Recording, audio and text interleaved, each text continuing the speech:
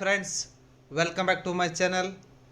ಮೈಸೂರು ಜಿಲ್ಲೆಯಲ್ಲಿ ಹುದ್ದೆಗಳು ಖಾಲಿರುವಂಥದ್ದು, ಮೈಸೂರು ಡಿಸ್ಟಿಕ್ ಕೋರ್ಟಲ್ಲಿ ಹುದ್ದೆಗಳು ಖಾಲಿರುವಂಥದ್ದು, ಯಾವ ಹುದ್ದೆಗಳು ಖಾಲಿದ್ದಾವೆ, ಎಷ್ಟು ಹುದ್ದೆಗಳು ಖಾಲಿದ್ದಾವೆ, ಪ್ರಾರಂಭದ ದಿನಾಂಕ ಏನು, ಕೊನೆಯ ದಿನಾಂಕ ಏನು, ಕ್ವಾಲಿಫಿಕೇಷನ್ ಏನಾಗಿರ್ಬೇಕು, ಏಜ್ ಎಷ್ಟಿರಬೇಕು, ಸ್ಯಾಲ್ರಿ ಎಷ್ಟಿದೆ, ಯಾವ ರೀತಿಯಾಗಿ ನೇಮಕಾತಿಯನ್ನು ಮಾಡ್ಕೊಳ್ತಾರಂತಂದೇಳಿ ಈ ಒಂದು ವಿಡಿಯೋದಲ್ಲಿ ಕಂಪ್ಲೀಟಾಗಿ ತಿಳಿಸ್ಕೊಡ್ತಾ ಹೋಗ್ತೀನಿ. ಎಲ್ಲೂ ಕೂಡ ವಿಡಿಯೋವನ್ನು ಸ್ಕಿಪ್ ಮಾಡಬೇಡ್ರಿ, ಕಂಪ್ಲೀಟಾಗಿ ನೋಡಿರಿ. ಇನ್ನೂ ಕೂಡ ಯಾರೆಲ್ಲ ಸಬ್ಸ್ಕ್ರೈಬ್ ಆಗಿಲ್ಲ, ಪ್ಲೀಸ್ ಸಬ್ಸ್ಕ್ರೈಬ್ ಆಗ್ರಿ.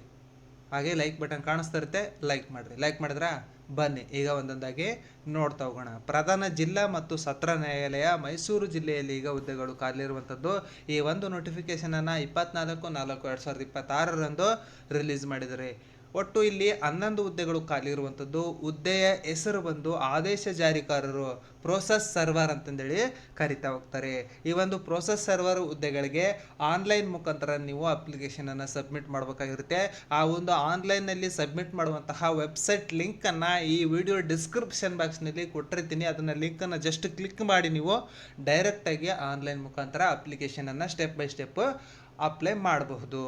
ಈ ಒಂದು ಹುದ್ದೆಗೆ ಅಪ್ಲಿಕೇಶನ್ ಹಾಕೋದಕ್ಕೆ ಪ್ರಾರಂಭದ ದಿನಾಂಕ ಬಂದು 28/4/2026 ಪ್ರಾರಂಭದ ದಿನಾಂಕ ಆಗಿರುತ್ತೆ. ಅದೇ ರೀತಿಯಾಗಿ ಕೊನೆಯ ದಿನಾಂಕ ಬಂದು 31/5/2026 ಕೊನೆಯ ದಿನಾಂಕ ಆಗಿರುತ್ತೆ. ಅಪ್ಲಿಕೇಶನ್ ಫೀಸ್ ಇರುತ್ತೆ, ಅದನ್ನು ಕಟ್ಟೋದಕ್ಕೆ ಕೊನೆಯ ದಿನಾಂಕ ಬಂದು 2/6/2026 ಕೊನೆಯ ದಿನಾಂಕ ಆಗಿರುತ್ತೆ. ಕೊನೆಯ ದಿನಾಂಕದವರೆಗೂ ಕೂಡ ಕಾಯಕ್ಕೆ ಹೋಗ್ಬಿಡ್ರಿ, ಆದಷ್ಟು ಮುಂಚಿತವಾಗಲೇ ಅಪ್ಲಿಕೇಶನನ್ನು ಸಬ್ಮಿಟ್ ಮಾಡಬೇಡ್ರಿ.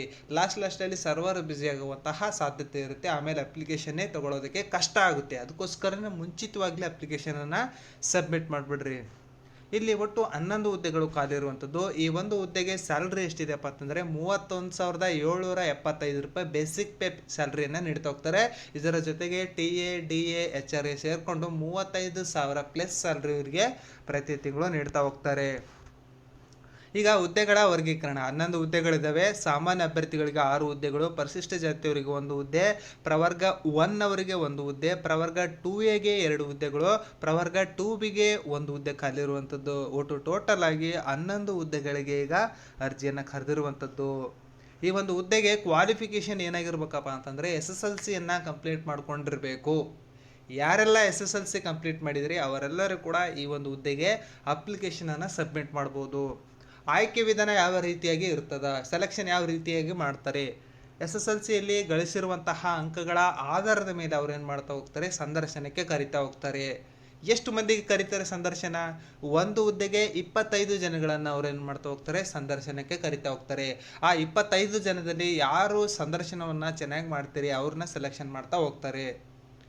ಈಗ ಒಂದು ಹುದ್ದೆಗೆ 25 ಅಭ್ಯರ್ಥಿಗಳನ್ನು ಕರೀತಾರೆ. ಡಾಕ್ಯುಮೆಂಟ್ ವೆರಿಫಿಕೇಷನಲ್ಲಿ ಒಂದಷ್ಟು ಜನ ಹೋಗ್ತಾರೆ, ಅದಾದ ನಂತರ ಇಂಟರ್ವ್ಯೂವಲ್ಲಿ ಸ್ವಲ್ಪ ಜನ ಹೋಗ್ತಾರೆ, ಲಾಸ್ಟಿಗೆ ಉಳ್ಕೊಳ್ಳೋದು ಒಬ್ಬರು. ಒಂದು ಹುದ್ದೆಗೆ ಒಬ್ಬರೇ ಸೆಲೆಕ್ಷನ್ ಆಗುವಂಥದ್ದು.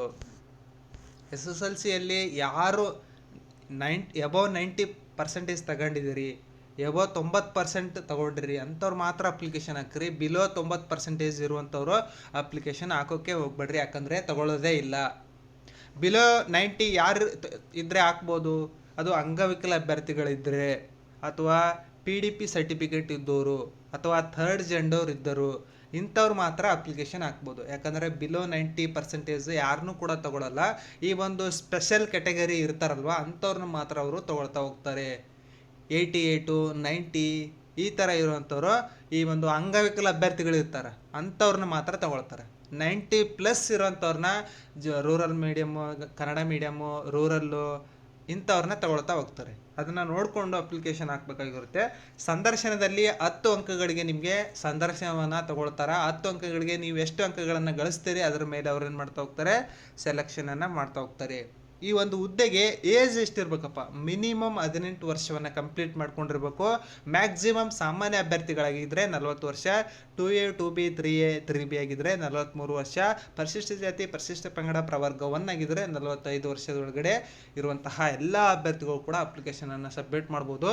ಇಲ್ಲಿ 5 ವರ್ಷ ಏಜ್ ರಿಲ್ಯಾಕ್ಸೇಷನನ್ನು ಕೊಟ್ಟಿರೋದ್ರಿಂದ ಎಲ್ಲರಿಗೂ ಕೂಡ ಚಾನ್ಸಸ್ ಇದೆ, ನೀವು ಕೂಡ ಅಪ್ಲಿಕೇಶನನ್ನು ಸಬ್ಮಿಟ್ ಮಾಡ್ಬೋದು. ಈ ಒಂದು ಹುದ್ದೆಗಳಿಗೆ ಯಾವುದೇ ರೀತಿಯಾದಂತಹ ಎಕ್ಸಾಮನ್ನು ಕಂಡಕ್ಟ್ ಮಾಡೋದಿಲ್ಲ. ಅದರ ಬದಲಾಗಿ ಅವ್ರೇನು ಮಾಡ್ತಾ ಹೋಗ್ತಾರೆ, ಸಂದರ್ಶನವನ್ನು ತೆಗೆದುಕೊಳ್ತಾ ಹೋಗ್ತಾರೆ.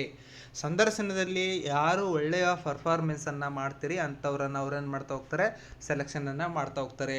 ಇವಾಗ ಅಪ್ಲಿಕೇಶನ್ ಕರೆದಿದ್ದಾರೆ, 1 ಮಂತ್ ಟೈಮ್ ಇರುತ್ತೆ ಅಪ್ಲಿಕೇಶನ್ ಹಾಕೋದಕ್ಕೆ. ಅದಾದ ನಂತರ ಅವ್ರೇನು ಮಾಡ್ತಾ ಹೋಗ್ತಾರೆ, 3ರಿಂದ 4 ತಿಂಗಳಲ್ಲಿ ನಿಮಗೆ ಸಂದರ್ಶನಕ್ಕೆ ಕರೆದು ಸಂದರ್ಶನದಲ್ಲಿ ಡಾಕ್ಯುಮೆಂಟ್ ವೆರಿಫಿಕೇಶನ್ ಮಾಡಿ ಕೆಲವೊಂದಷ್ಟು ಅಭ್ಯರ್ಥಿಗಳನ್ನು ಅಲ್ಲೇ ರಿಮೂವ್ ಮಾಡಿಬಿಡ್ತಾರೆ. ಯಾಕಂದರೆ ಪರ್ಸೆಂಟೇಜೇ ಇರೋದೇ ಬೇರೆ, ಅವರ ಮಾರ್ಕ್ಸ್ ಕಾರ್ಡ್ ತಂದಿರೋದೇ ಬೇರೆ, ಈ ರೀತಿಯಾಗಿರ್ತದೆ. ಇನ್ನು ಕೆಲವೊಂದಷ್ಟು ಅಭ್ಯರ್ಥಿಗಳು ರಿಸರ್ವೇಷನ್ ಕ್ಲೈಮ್ ಮಾಡಿರ್ತಾರೆ, ಆ ಒಂದು ಸರ್ಟಿಫಿಕೇಟನ್ನು ಸರಿಯಾದ ಸಮಯದಲ್ಲಿ ಸಬ್ಮಿಟ್ ಮಾಡೋದಿಲ್ಲ, ಅಂಥವ್ರನ್ನು ಕೂಡ ರಿಮೂವ್ ಮಾಡಿ ಅವ್ರೇನು ಮಾಡ್ತಾ ಹೋಗ್ತಾರೆ, ಸಂದರ್ಶನವನ್ನು ತೆಗೆದುಕೊಳ್ತಾ ಹೋಗ್ತಾರೆ. ಆ ಒಂದು ಸಂದರ್ಶನದಲ್ಲಿ ಯಾರು ಚೆನ್ನಾಗಿ ಪರ್ಫಾರ್ಮೆನ್ಸನ್ನು ಮಾಡ್ತೀರಿ ಅಂಥವ್ರನ್ನ ಅವ್ರೇನು ಮಾಡ್ತಾ ಹೋಗ್ತಾರೆ, ತಗೊಳ್ತಾ ಹೋಗ್ತಾರೆ. ಅದಾದ ನಂತರ ಸೆಲೆಕ್ಷನ್ ಲಿಸ್ಟ್ ಬಿಟ್ಟ ಮೇಲೆ ಸಿಂಧುತ್ವ ವೆರಿಫಿಕೇಶನ್ ಇರುತ್ತೆ, ಕ್ಯಾಸ್ಟ್ ವೆರಿಫಿಕೇಶನ್ ಇರುತ್ತೆ, ಆಮೇಲೆ ಪೊಲೀಸ್ ವೆರಿಫಿಕೇಶನ್ ಇರುತ್ತೆ, ಮೆಡಿಕಲ್ ವೆರಿಫಿಕೇಶನ್ ಇರುತ್ತೆ, ಆಮೇಲೆ ಮಾರ್ಕ್ಸ್ ಕಾರ್ಡ್ ವೆರಿಫಿಕೇಶನ್ ಇರುತ್ತೆ. ಎಲ್ಲ ಕಂಪ್ಲೀಟ್ ವೆರಿಫಿಕೇಶನ್ ಆದಮೇಲೆ ಅವ್ರೇನು ಮಾಡ್ತಾ ಹೋಗ್ತಾರೆ, ಆರ್ಡರ್ ಕಾಪಿಯನ್ನು ಕೊಡ್ತಾ ಹೋಗ್ತಾರೆ. ಅದಕ್ಕೆ ಪತ್ರದ ಮುಖಾಂತರ ಲಾಸ್ಟಿಗೆ ಅವ್ರೇನು ಮಾಡ್ತಾ ಹೋಗ್ತಾರೆ, ಕಮ್ಯುನಿಕೇಟ್ ಮಾಡ್ತಾ ಹೋಗ್ತಾರೆ. ವೆಬ್ಸೈಟಲ್ಲೂ ಕೂಡ ಅಪ್ಡೇಟ್ ಮಾಡ್ತಾ ಹೋಗ್ತಾರೆ. ಅದಕ್ಕೋಸ್ಕರನೇ ಈ ಒಂದು ವಿಡಿಯೋವನ್ನು ಮಾಡಿರುವಂಥದ್ದು. ಇನ್ನೂ ಕೂಡ ಏನಾದರೂ ನಿಮಗೆ ಡೌಟ್ಸ್ ಇತ್ತು ಅಂತಂದರೆ ಕಮೆಂಟ್ ಮುಖಾಂತರ ನೀವು ಕ್ವಶನನ್ನು ಕೇಳ್ಬೋದು, ಅದಕ್ಕೆ ನಾನು ಉತ್ತರವನ್ನು ಮಾಡ್ತಾ ಹೋಗ್ತೀನಿ. ಇನ್ನೂ ಕೂಡ ಡೌಟ್ಸ್ ಇದ್ದರೆ ಕಮೆಂಟ್ ಮಾಡಿರಿ, ಅದಕ್ಕೆ ಉತ್ತರವನ್ನು ಪಡ್ಕೊಳ್ರಿ.